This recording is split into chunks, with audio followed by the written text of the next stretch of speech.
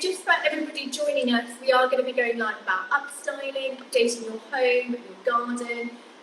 So before we get started with that, I just wanted to touch base with Maureen because I know that you have done a creation using the Kamakura spruce. Is that correct?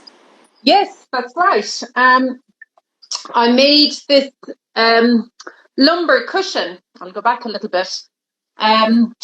It's actually intended for our bed upstairs. It goes really nicely with the colour scheme. We've got quite rich green walls and dark red lampshades and some Matisse artwork on the wall with lots of different, a combination of green and different reds and warm colours.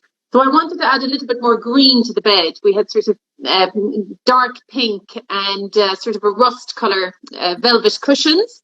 And I really wanted to get a little bit of green pattern on there. And when I saw this fabric, I thought it was absolutely perfect. And a super easy cushion to make. I had this leftover upholstery fabric, which I used on the back.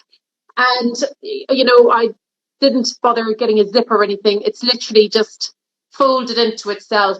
And you shove your cushion in on one side and then on the other side. And yeah, there it is. I've also put a little bit of insert piping, like a trim on it, which I just happened to have at home. I did trim it down a little bit as well. It was a little bit too long, so I just trimmed it down with the scissors. And yeah, I'm really pleased with it. The fabric is just gorgeous, really gorgeous. I was so excited when you said that you chose that. It was the Geometrica collection. One of my personal favourite collections they do, and I've never had that fabric as a cushion before. It's such a beautiful fabric. You know, textured woven stripe is gorgeous. So I was very excited to see it. So thank you. Yeah. To be honest, it even works quite well down here on the sofa. We have other greens as well here. That's the same fabric that was on the back of this cushion. But it actually works quite nicely down here as well. But it will go back upstairs. It is intended for the bed. Well, you've done an absolutely fab job, and I love that fabric. Absolutely. Yeah. Honestly, it's so easy to do. It was literally just a front, a rectangle. I think the tip with the cushions is make them exactly the same size as the insert, or even slightly smaller, so that they stay nice and plump. And in actual fact, what I did for this was it's got two cushions inside it because I really wanted it to be supportive for the back. So I ordered one duck-filled pad for inside, and I felt like it was still a little bit flat, so I ordered another one and put it in beside it, so it will stay really lovely and plump now, and just really good for reading in bed, sitting up in bed, just supporting the lower back. Yeah, so delighted with that. Thank you for the fabric. Well, it's great to have that tip because I'm thinking of doing a cushion as well for my lower back, so that I would never have thought to get to. So thank you for sharing that one, because I'm definitely going to. Yeah, I mean, sometimes even if your cushions are gone a bit flat, as happens over the years, just pop another cushion in there with it, and it'll really plump out the cushion again. So yeah. Well, that's an excellent tip. So thank you. And before we get on to upstyling and doing your decor, I just wanted everyone watching to get a little bit of background about yourself. So how did you get into interior design? Well, I've always really loved interior design, but I suppose I really got into it when we purchased this house just exactly 10 years ago, actually. And it's a period property. It's a Victorian terraced house. There's thousands and thousands of them in London. So it's a typical little two up, two down brick terraced house in London. And it was in a little bit of a sad, sorry state when we bought it. Some of the original features were still intact, like the stairs. There's some original coving out in the hallway. The front door was still original, thank goodness. We still have the original windows, even though they're drafty and cold. I do love that they're the original windows. And so we set about trying to put more of the character back into the house. laying down original floorboards that we sourced from another house in North London. An Edwardian house was throwing out these beautiful, beautiful wooden floorboards. So we went off in a van and collected them and laid them down in our house. We reinstated coving. We put in old fireplaces. There was some kind of a fireplace that had been installed in the 80s, so we changed that around. And just kind of sourced items that we thought would look good in the place, like a lovely gold overmantel mirror. I can give you a little look around the room in a bit. Anyway, so it was through this whole process of doing up this house that I became more and more interested in learning more about, formally learning more about interior design. By background, I'm an artist, and I was a secondary school teacher and an art secondary school teacher for 15 years. Wow, I never knew that. Yeah. So I guess there's actually a lot of skills for my current work that I learned in that job, just communicating ideas to people and trying to understand what people want and what people like, and I guess like just working with people and completing projects and managing budgets. But it was really sort of during the lockdown. I was on maternity leave I was on maternity leave, went back to work for a very short amount of time, and then it was lockdown. And it was just during that time I really sort of went mad around the house, doing as much decorating on a budget. You couldn't have workmen into the house. So trying to find ways of upstyling, upcycling, making do with what we had,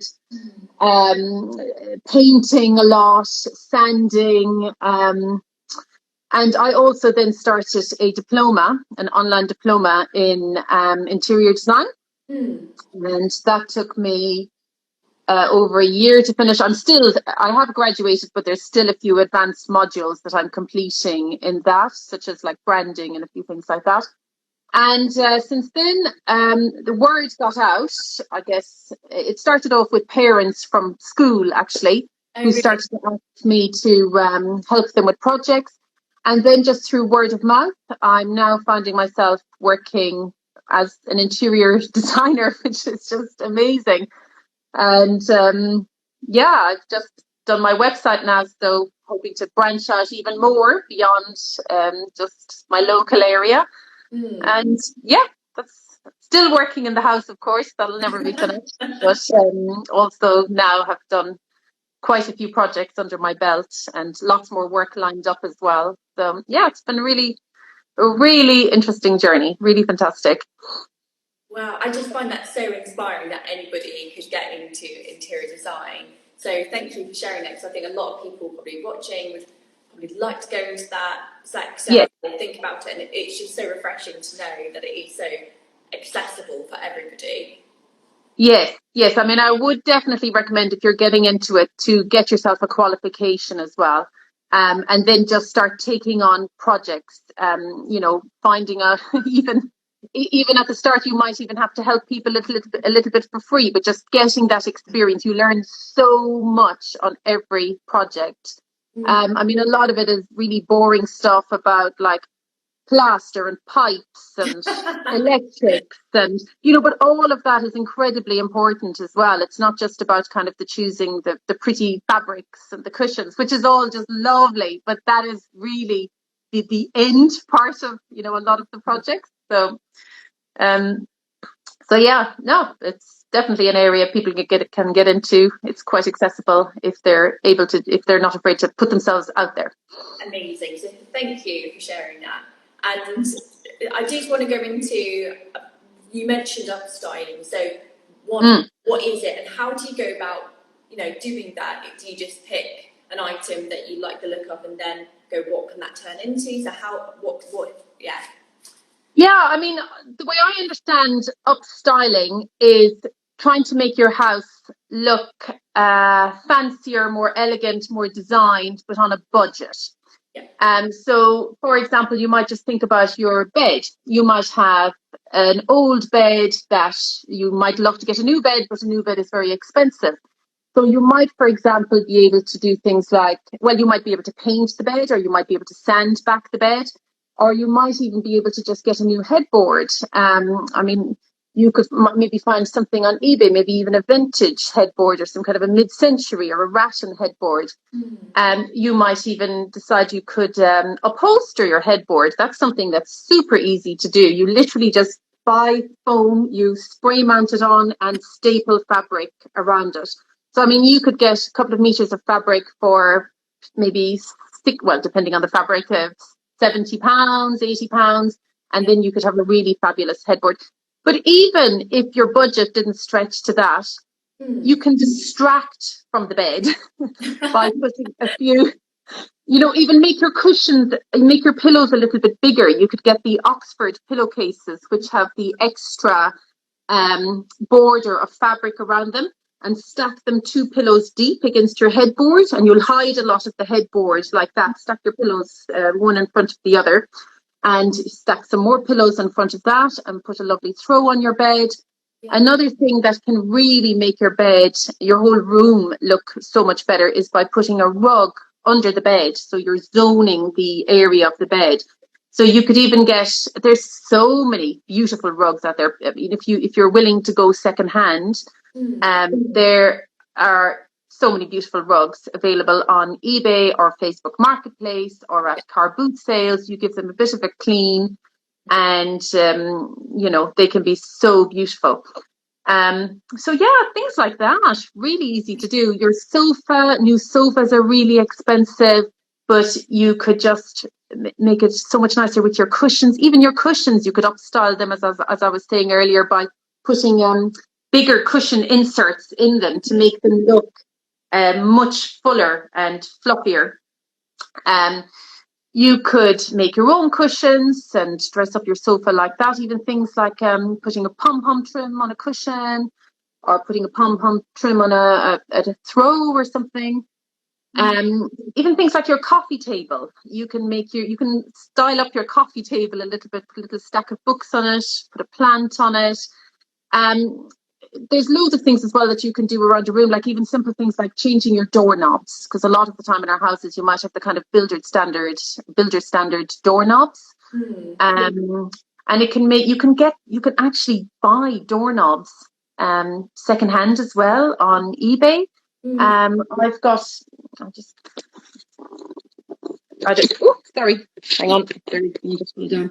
Like over here, this door, the difference that the doorknob made to it, and even changing the light switches. It was just the white plastic light switches. They were only $5.99 each, and you just get the electrician in for a couple of hours and get him to change all your light switches, and it makes such a difference. And there's 3 mismatched brass coat hangers there on the door as well. And just even those little touches alone just put so much character back into the house and made it look, a lot fancier. Let me think, what else could you do? Radiators can make a huge difference to a room. You might have ugly radiators in your room. You can paint them. You can make them almost disappear if you paint them. You could paint them the same color as the walls. Or if it's more of a feature radiator, you might have some kind of a nice schoolhouse radiator. You could paint it white or black. I've just recently painted my radiator in the bathroom. It was a chrome towel radiator against the wall. There was even bits of rust on it. But, radiators are really expensive, and getting them installed are really expensive. So I did a little bit of research, and I found this gold enamel radiator paint on Amazon for $12.99. Wow. And it's just give the radiator a little bit of a sand, undercoated it, and honestly, the compliments I get on that radiator, people ask me, where did you get that gold radiator? So there's really a lot you can do. Window dressings are really important as well, and that's one thing that I always want to change when I'm doing a professional project. Hang the curtains down to the ground if possible. If it's possible to hang curtains, sometimes it's not possible because there might be a radiator or something in the way. But floor length curtains really, really make a room look much more elegant and expensive actually than shorter curtains a lot of the time. Or sometimes even if you're buying something new, think about oversizing a little bit. So maybe a lamp. If you can go for a bigger lampshade or a bigger lamp, you'll see in a lot of like country houses and beautiful, elegant homes, if you look through magazines, lamps and mirrors and pictures are often quite oversized, so they make a little bit of a statement and they're more noticeable. And then things like that can distract from maybe your sofa. That you're maybe not so mad about. Yes, that's definitely something that I've done. So we've got a bog standard two-seater sofa that we bought. Yeah. Oh gosh, about 5-6 years ago, and then I just change up the pillows or throw a different throw on it. And we recently bought this beautiful black and gold trim, oversized hanging lamp, and it's just those little details. Yeah. You don't actually see the sofa underneath it; you just see everything together. So that's such a great tip for everybody. I recently worked on a project as well where there was I wouldn't call it it wasn't the ugliest sofa, but it was an old sofa, and they weren't ready to get a new sofa because they'd just gotten new kittens and their kids were still small. So they weren't ready to go for a new sofa. And, when I first entered the room, there was pretty much just that sofa in the room. But by the time we'd covered it in lovely big plump cushions and put a gallery wall behind it and a little side table and a lamp beside it, really the sofa was almost unnoticeable. And, they just said, yeah, we can now happily live with the sofa, for another few years. They were, so I think just maybe try and distract as much as possible from the bits you don't like in the room. And would you say all of these things, they can be done on a budget and, like you said, go elsewhere, so not necessarily buy them new? Sorry, would you repeat that question again? Sorry, I only caught the second half of it. I was just going to say, so all of those tips that you've given about upstyling, could you do all of these on a budget? Oh, yes, absolutely. Yeah, on a budget, definitely. For my house, I would say, and for a lot of my projects, I would say the majority of the items that I get are secondhand. I mean, not the cushions and the blinds and curtains. I mean, they'll be new. But regarding furniture, decoration, artwork, rugs, coffee tables, the tray I have here on my coffee table is secondhand. It's like an Art Deco gold tray. Yeah, everything is secondhand. You can really do things on a budget. Start going to the car boot sales. I personally love Facebook Marketplace. That's where I go for all of my furniture now, because it's just so much more affordable, and like you said, it just adds so much character to a home by adding those bits. And if you're in a place like London, with a big population and like a transitory population as well, with people moving, it is amazing the stuff that people are trying to get rid of a lot of the time, So yeah, I mean, for a recent project that I worked on, I got 2 beautiful brass beds, those gorgeous old brass beds that you just click together, you slot together. Perfect condition, beautiful, for £50 each, Yeah, I know. Yeah, so, and a chandelier, which is worth hundreds and hundreds and hundreds, for £50 as well.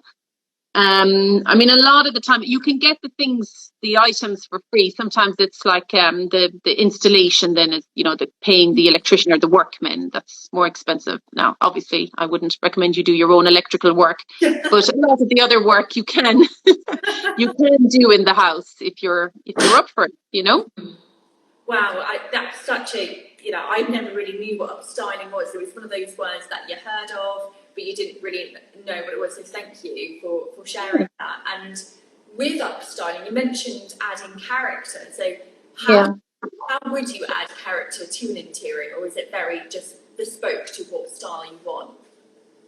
Yeah, I mean, I suppose firstly you'd look at the period of the house. I mean, it's pretty obvious if you've got a Victorian house like this, what you would incorporate into it to add character. But you could also add character to a more modern house or even a new build. There's loads of things you can do. I would, if you're doing a new build, I would probably recommend telling the builder to hold off on too many spotlights. Some people just put spotlights everywhere because I think you'll zone the different areas much better, like your dining area, your kitchen island, even your sitting room with pendant lighting, you know.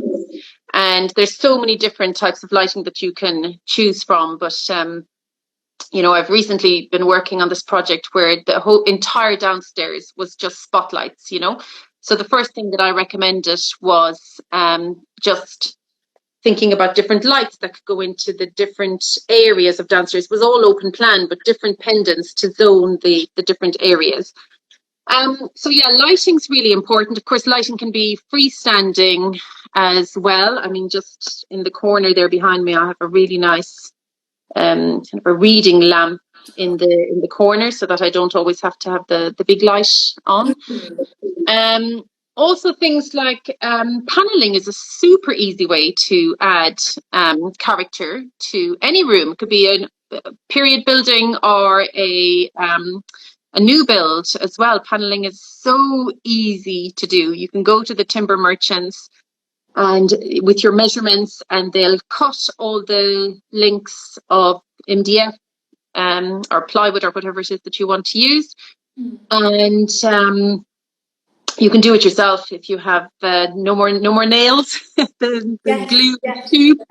And I'm very lucky because I have a brother-in-law who's a builder, so whenever I need any kind of a power tool, I can borrow his. But a nail gun, you just shoot the nails in and then cover up your little holes from the nails. But there's a multitude of different types of paneling. You can do whole walls or half walls and put wallpaper above. You can hang little hooks off your paneling. You can have a panelled wall behind your bed. You could add like panel molding kind of rectangles to the walls of your sitting room. You can do this yourself, by the way. It's really, really easy.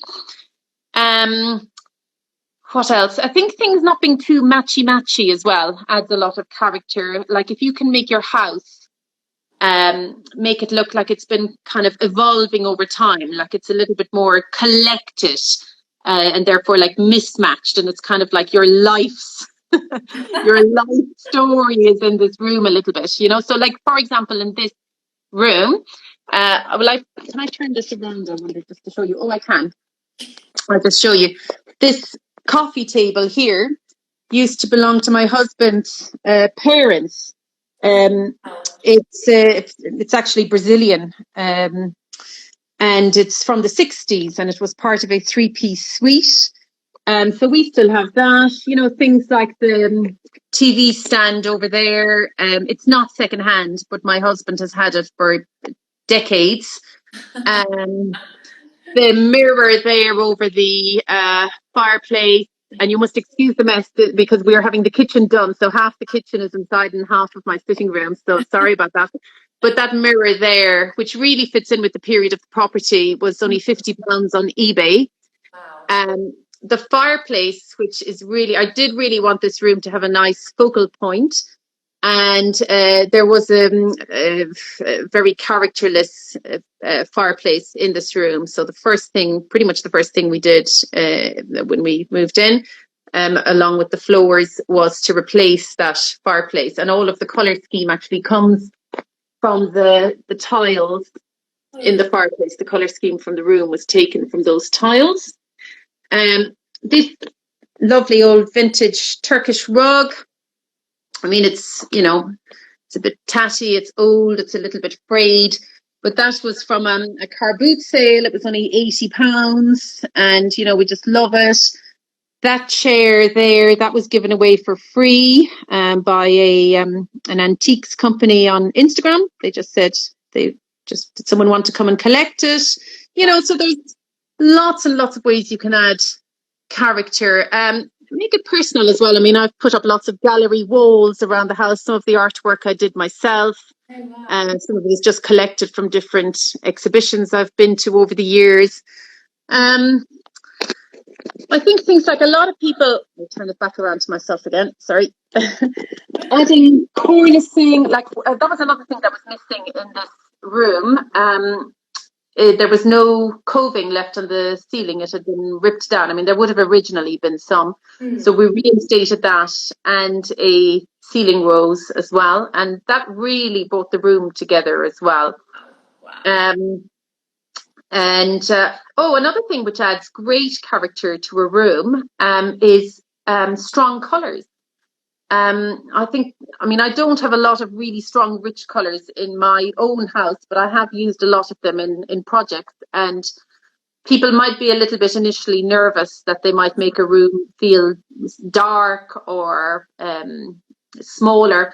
And they really don't. I think they make a room feel like a rich green or a dark blue. Hague blue by Farrow and Ball is a typical colour that people paint in their room, like a really lovely, opulent, deep, rich colour. And they make a room feel instantly elegant, I think, whether it's a period building or a new build. Wallpaper as well. I'm just about to start incorporating some wallpaper into my house. Wow. In my downstairs loo, which is being ripped out at the moment. But yeah, wallpaper is another lovely way as well to add character. Wow. Well, thank you for letting us all know those tips and tricks, and just seeing your lounge is just so beautiful, and I love all of the little things that you've added to, and it just feels so cozy in there. So thank you for sharing. Thank you. I have half the kitchen in here, but yeah, this side of it is cozy. So we have actually had a lot of questions from everybody. They've been sending them in over the last 2 weeks.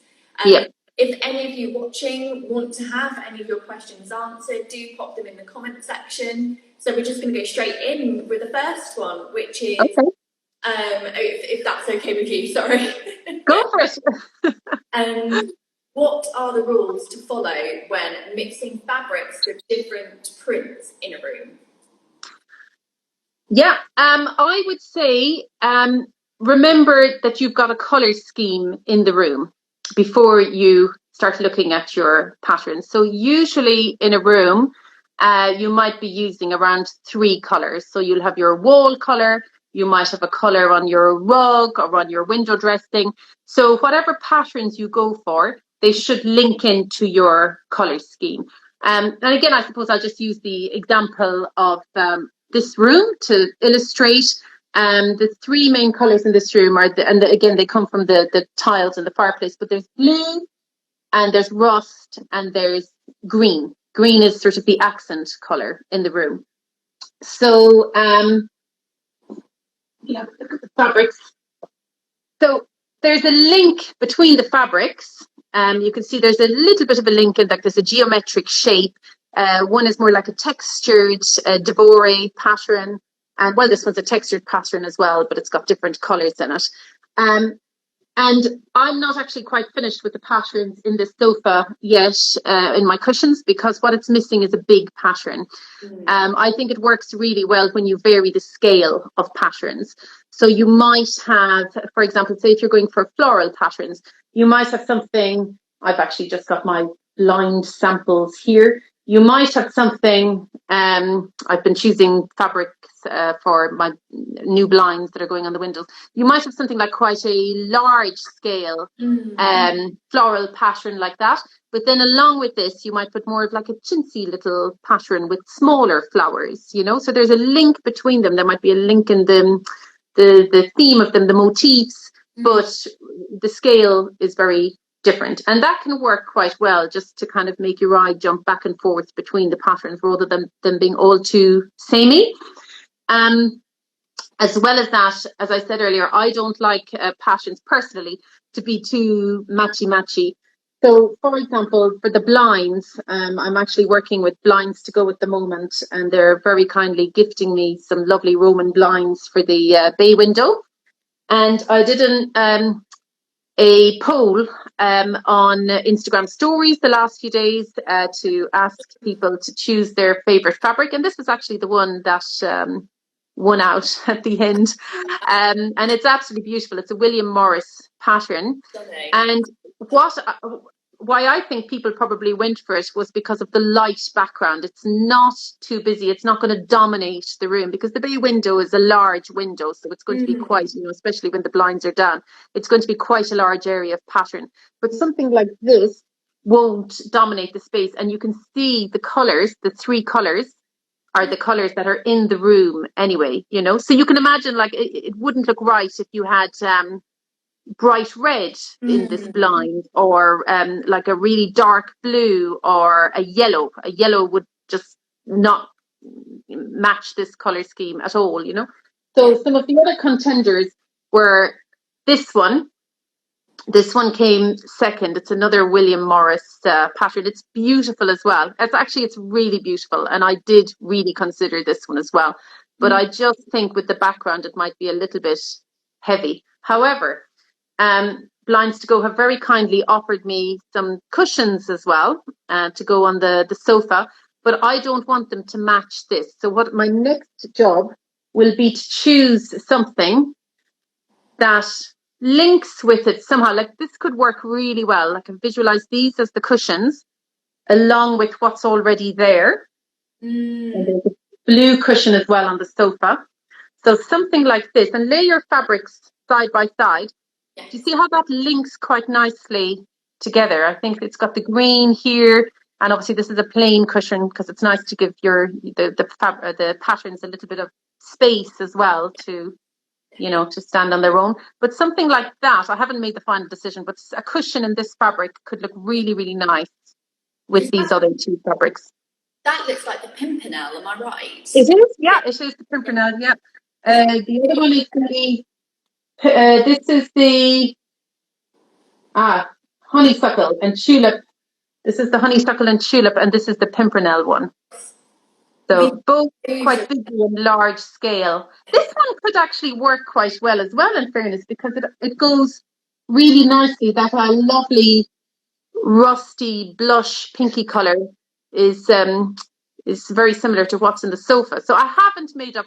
Basically what I'll do, how I often choose my fabrics, is just kind of leave them lying around the place for a day or two, and just eventually it'll dawn on me which one is sort of working best.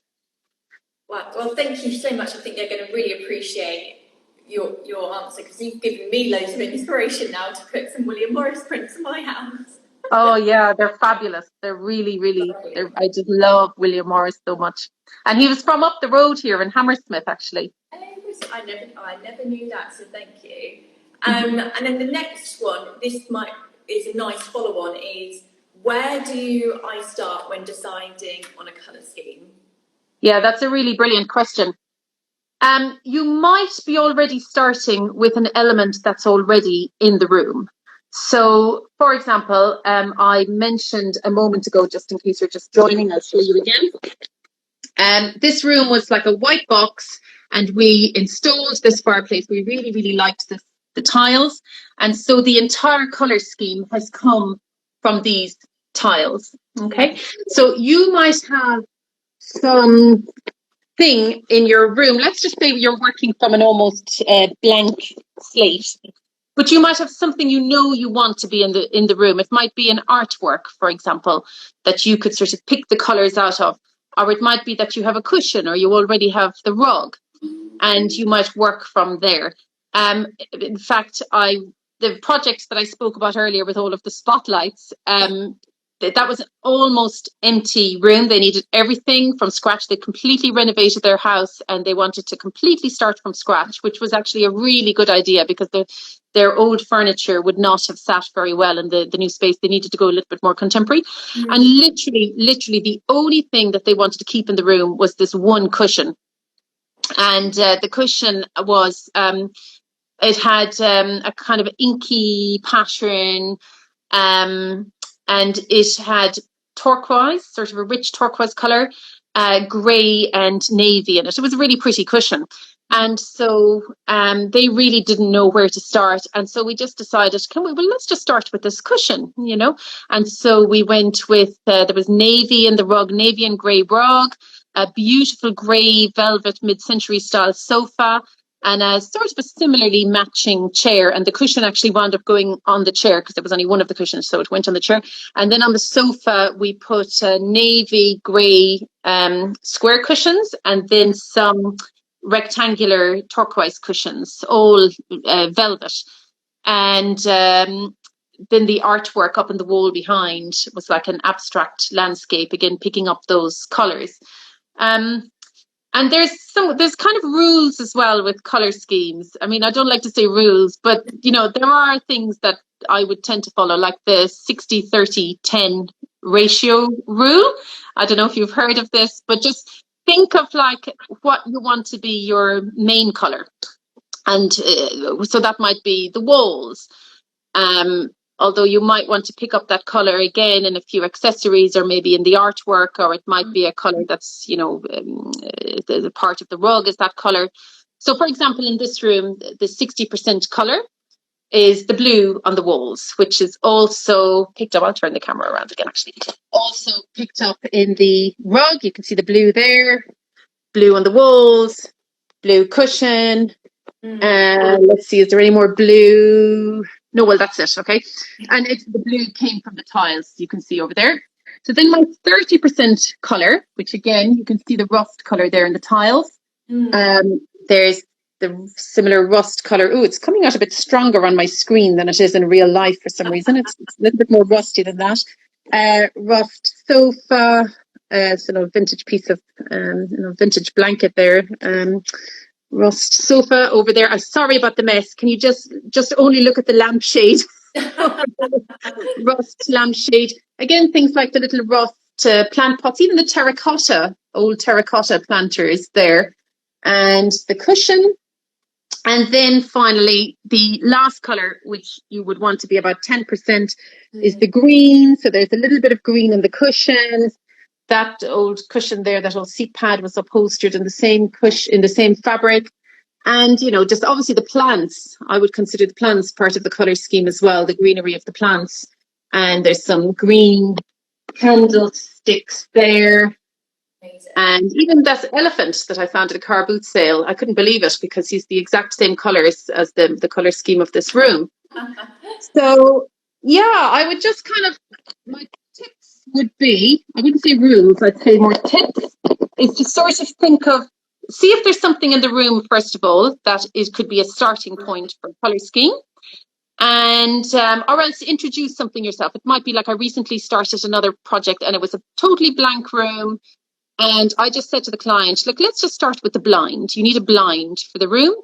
And I mean, it wasn't, it was similar to this. It was actually Strawberry Thief, William Morris blind, but it had different colours. It was pink and blue and green, actually. And so the client absolutely loved the fabric for the blind. And so we said, okay, that's it. Now your colour scheme is going to come from this blind. So the walls were painted the same green. The throw on the bed was the blue. And there was some little pink cushions on the bed and a pink pleated silk lampshade as well.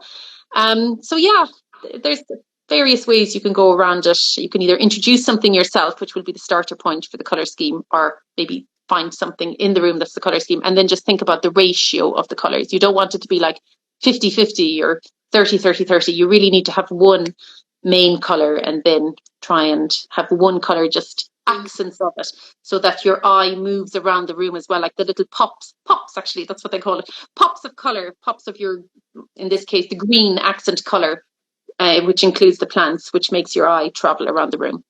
That's such a good tip. I mean, you've inspired me now because I'm in the middle of doing my lounge, so I've got lots of ideas about what colours I'm going to be choosing. We are running out of time a little bit. So sorry, I'm rambling too much. I'll try and crack through the questions faster. Sorry, we can do a rapid fire buzz around if you like. No, honestly, do not worry at all. It's absolutely you can talk. I can talk forever about interior design as well. And so I'm just going to do one more question. We did get a question in the comment section, and I'm just going to ask that for you now, if that's okay, just before we go. Yep. So they have a 80s bottle green pair of curtains in a living room, and it looks like a huge block of colour. Any thoughts of what to do with the walls next to those, next to the curtains, and it has to be budget friendly? 80s bottle green curtains. Yes. They actually sound really nice, to be honest. It's a little bit difficult to answer that without knowing what else is in the room, because I would also like to know what colour the sofa is or what colour the rug is. But a colour that I can think of that would go really, really nicely with 80s bottle green curtains might be something like a setting plaster, kind of a pinky colour. Could be really, really beautiful with that. Or a white with maybe like a light tinge of green to it. You know, go into a paint shop and have a look at the Farrow and Ball cards, and you probably can't take a piece of the fabric with you, but like a good photo of the curtain fabric, and place it side by side, or bring paint testers or paint paper.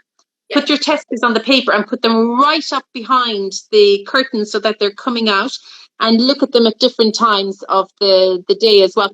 But actually, I'm even thinking like a lovely rich blue could look really, really nice. Like something like that would be like a really sort of a rich, opulent color scheme, like a lovely, like something like stiff key blue, which is beautiful Farrow and Ball color, or oval room blue could look really amazing.